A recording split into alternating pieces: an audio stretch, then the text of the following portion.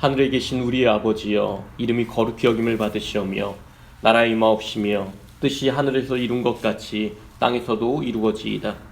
오늘날 우리에게 일용할 양식을 주옵시고 우리가 우리에게 죄 지은 자를 사하여 준 것 같이 우리 죄를 사하여 주옵시고 우리를 시험에 들게 하지 마옵시고 다만 악에서 구하옵소서. 대개 나라와 권세와 영광이 아버지께 영원히 있사옵나이다. 아멘. 찬송가 401장 찬양 드리겠습니다.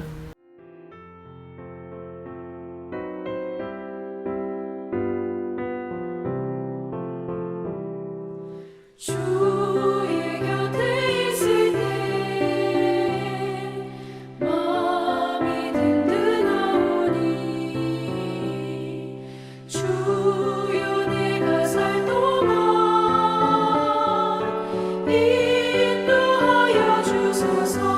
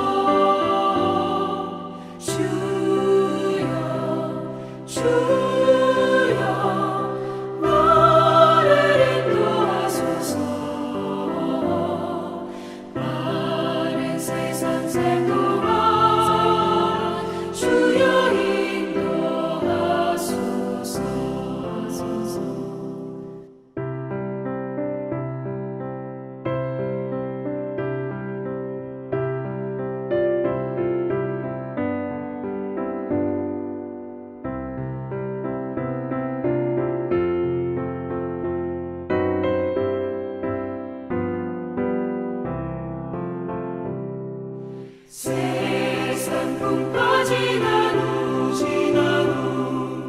영화로운 나라와 눈물 없는 곳으로 들어가게 하소서.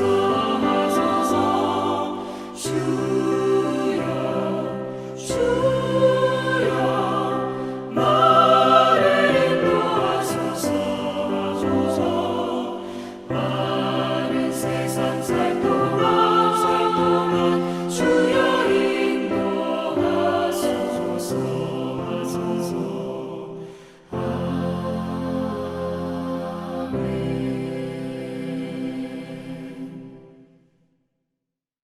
함께 나눌 말씀은 요한복음 6장 15절에서 21절까지의 말씀입니다.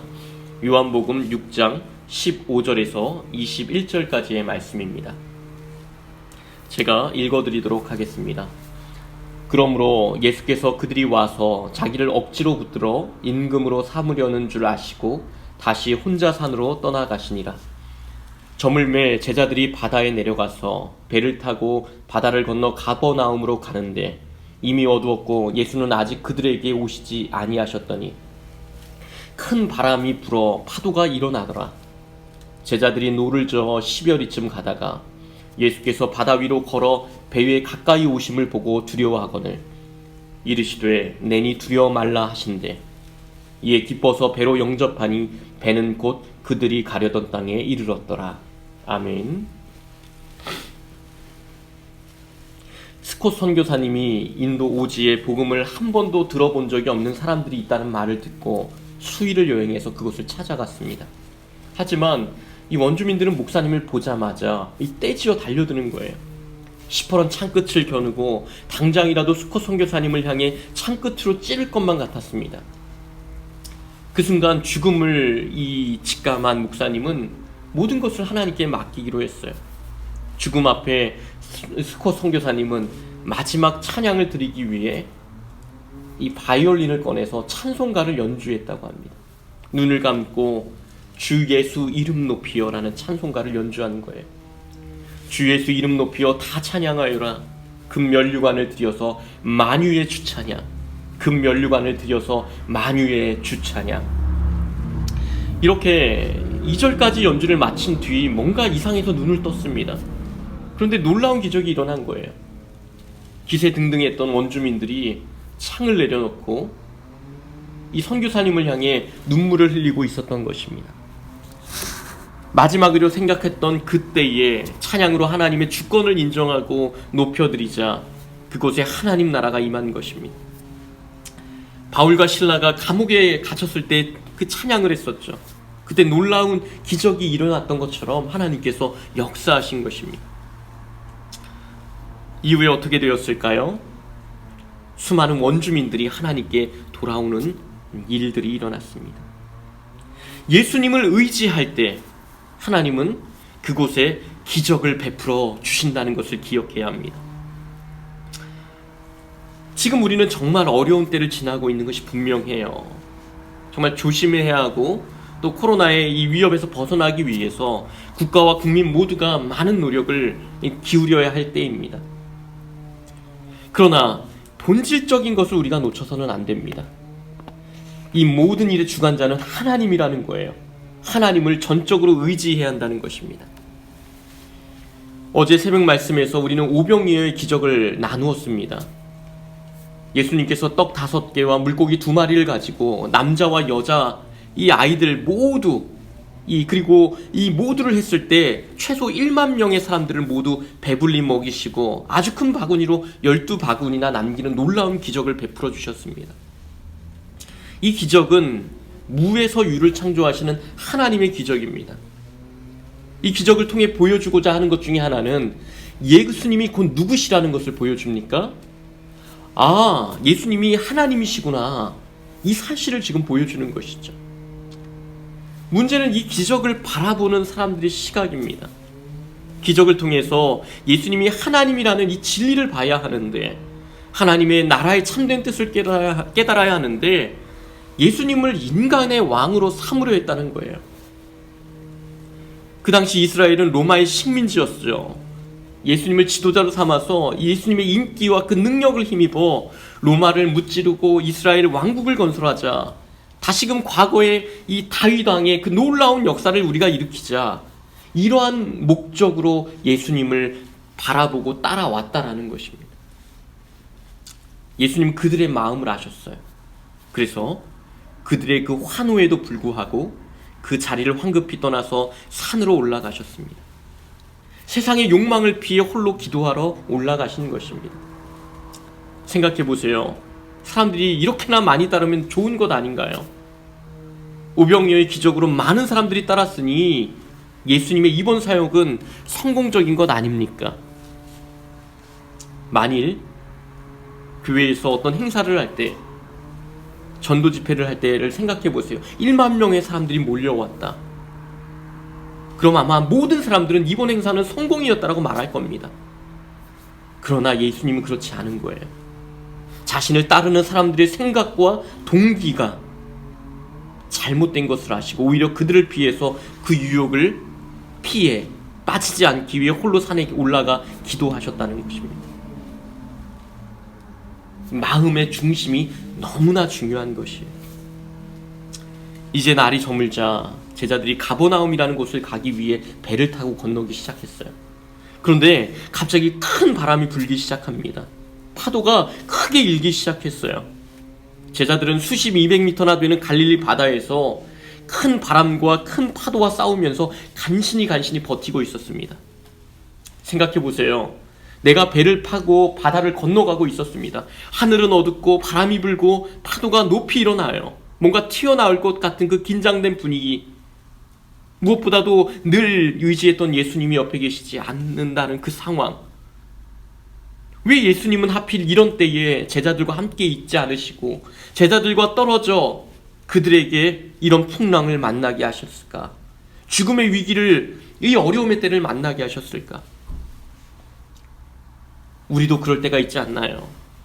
홀로 버려진 것 같고 기도에도 예수님이 느껴지지 않을 때가 있어요. 큰 바람이 불고 사방에서 큰 파도가 나를 덮쳐오는 것 같은 두려운 현실 앞에 놓일 때가 있습니다. 지금 코로나 바이러스의 위기가 그런 것이 아닌가 합니다.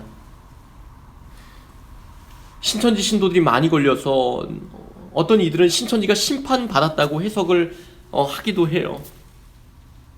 하지만 분명한 것은 또 믿음의 성도들 가운데도 이러한 어려움에 놓인 것을 우리가 본다면 우리가 일방향으로만 해석할 수 없는 것입니다. 왜 예수님은 그러한 환경 가운데 우리 믿음의 성도들을 우리들을 두시는 것일까? 그것은 우리가 예수님을 더욱더 붙들도록 하는 거예요. 예수님을 찾고 구하고 더욱 의지하도록 하는 것입니다. 그렇게 불안해하는 제자들에게 드디어 예수님께서 풍랑 가운데 나타나셨어요. 그런데 배를 타고 온 것이 아니고 어떻게 오셨어요? 마치 유령이 스르르 걸어오듯이 예수님이 바다 위를 걸어오시는 겁니다. 제자들은 파도와 이 바람도 두려웠지만 뭔가 이 사람의 형체가 오는 것을 보고 기겁을 해요. 유령이 오는 줄 알았습니다. 그래서 두려워 떨었습니다. 그럼 그때에 온한 예수님의 음성이 들려요. 내니 두려워하지 말라. 내니 두려워하지 말라. 예수님께서 물 위를 걸어오시며 말씀하는 것 아니겠어요? 놀라운 기적이 눈앞에서 펼쳐졌습니다. 이제 예수님께서 제자들을 곁으로 오셔서 그 배에 오르시자 배는 순조롭게 가버나움에 도착할 수가 있었습니다. 여기에는 기록되어 있지 않지만 동일 사건을 다루고 있는 마태복음 10장에 보면 예수님께서 배에 오르시자 바람이 잠잠하여졌다고 분명히 이야기를 합니다. 예수님은 자연 만물을 다스리는 분이세요. 예수님이 하나님이라는 거예요. 성경은 계속해서 예수님이 그 하나님 되심을 기록하고 있습니다. 그분이 우리와 함께할 때 그곳에 안전과 평안함이 찾아오게 되는 것입니다. 사랑하는 여러분, 예수님이 나의 인생에 함께 하시기를 기도하시기 바랍니다. 그것을 소망하세요. 세상의 바람과 파도를 두려워하지 마시고 우리는 두려움에 그렇게 떨기보다 그 모든 것의 주관자 되시는 예수님을 의지해야 하는 것입니다. 많은 사람들이 혹시 나도 코로나에 걸리는 것은 아니야? 그 혹시나 하는 그 두려움 속에 떨고 있지만 우리가 예수님 안에서 그 두려움을 이길 수 있고 평안을 누릴 수 있음을 여러분 함께 고백하시길 바랍니다. 예수님과 함께 할 때 오늘도 우리는 이 어려움의 때를 승리하며 나아갈 수 있을 줄 믿습니다. 오늘 하루도 여러분 예수 그리스도 안에서 평안을 누리시는 그 복된 삶의 여정 가운데 나아가시기를 우리 주님의 이름으로 축원드립니다.